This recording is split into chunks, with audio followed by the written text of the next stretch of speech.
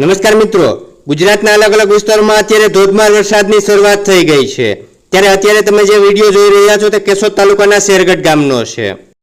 મેઘરાજા મન મૂકીને વરસી રહ્યા હોય તે પ્રકારની સ્થિતિ અત્યારે શેરગઢમાં જોવા મળી રહી છે।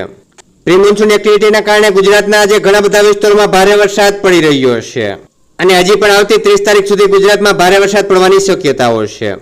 જે વિસ્તારમાં વાવણી નહોતી થઈ તે વિસ્તારના ખેડૂતો વાવણી લાયક વરસાદની રાહ જોઈને બેઠા હતા, ત્યારે ગુજરાતમાં સાર્વત્રિક વરસાદનો રાઉન્ડ અત્યારે જોવા મળી રહ્યો છે। ત્યારે મિત્રો, શેરગઢનો વિડીયો બતાવું તે પહેલા તમારા વિસ્તારમાં કેવો વરસાદ છે તે કમેન્ટ કરીને જણાવજો।